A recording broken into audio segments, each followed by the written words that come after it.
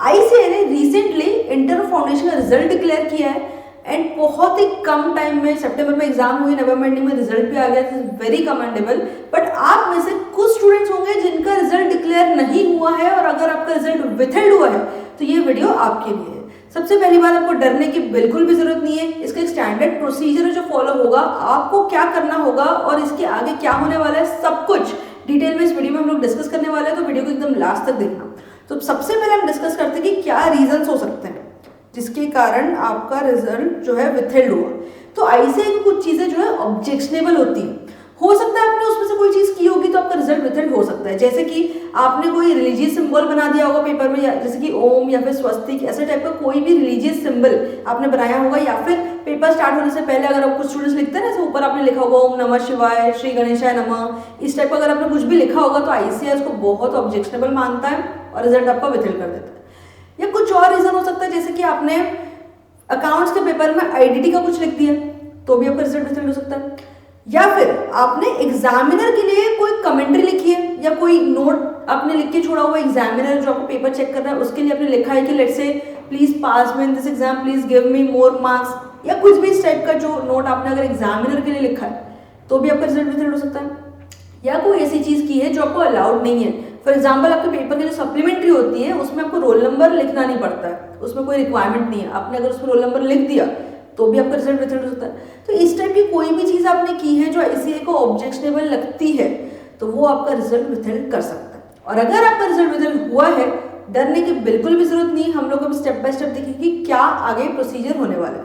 तो सबसे पहले जो है आईसीएआई आपको एक मेल सेंड करेंगे, मेल फ्रॉम आईसीएआई। ये आपको रिजल्ट डिक्लेयर यानी कि विथहेल्ड होने के विदिन 1-2 डेज में एक्सपेक्टेड है कि आ जाना चाहिए। और ये जो मेल आएगा ना उसमें बहुत डिटेल में मेंशन होगा कि क्या गलती आपने की थी जिसके कारण आपका रिजल्ट विथहेल्ड हुआ, कौन से सब्जेक्ट के पेपर में आंसर शीट की कौन से पेज नंबर पे क्या चीज आपने लिख दी थी या क्या चीज आपने ऐसी कर दी थी जिसके कारण रिजल्ट विथहेल्ड हुआ, ये आपको डिटेल में मेल पे लिख के आएगा। मेल आने के बाद उसको बहुत आराम से गो थ्रू करना।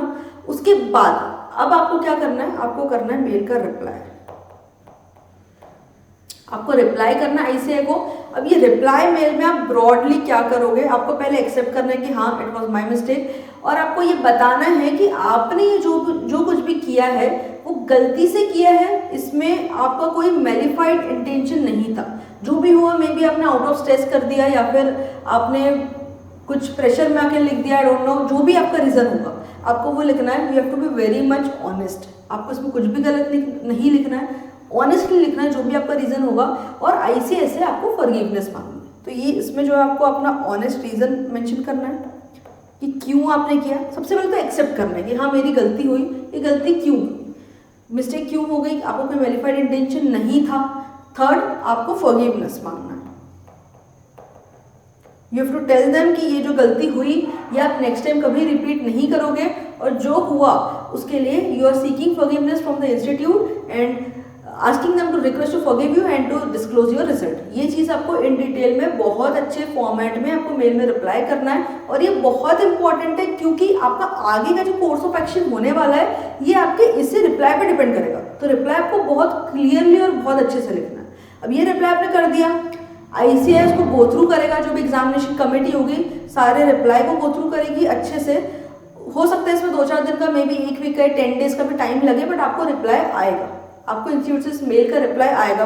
2 चीजें हो सकती हैं, आपने जो रिप्लाई मेल किया उसके बदले में 2 चीजें हो सकती हैं। 1 कि ICAI is convinced, ICAI is convinced कि आपकी गलती नहीं थी, जो हुआ इनएडवर्टेंटली हुआ और आपका रिजल्ट जो है डिक्लेयर हो जाना चाहिए। इन दैट केस आपका रिजल्ट डिक्लेयर हो जाएगा अगर आपके मेल से ऐसे कन्विंस्ड है तो। Next, what if ICAI is not convinced, अगर आईसीएआई कन्विंस्ड नहीं है तो उसके बाद क्या होगा, वो लोग आपको एक पर्सनल मीटिंग के लिए बुलाएंगे टू द नियरेस्ट ब्रांच।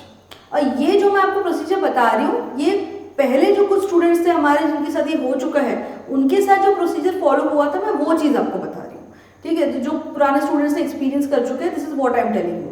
तो उनके केस में उनको बुलाया गया था to the nearest branch, address, date और टाइम सब कुछ मेल पे आता है कि इस डेट पे इस टाइम पे आपको इस ब्रांच में प्रेजेंट होना है। आपकी एक वर्चुअल मीटिंग होती है with the examination committee. Branch में आपको एक रूम पे बिठाएंगे, एक रूम में आप बैठोगे, वहाँ पे वीडियो कॉन्फ्रेंसिंग का सेटअप रहेगा, आपका वीडियो कॉन्फ्रेंसिंग से आपका मीटिंग होगा विद द एग्जामिनेशन कमेटी। अब एग्जामिनेशन कमेटी आपसे कुछ बेसिक क्वेश्चंस करेंगे, उसमें आपको डरना नहीं है, बहुत ही ऑनेस्टली जो भी है आपको जवाब देना है।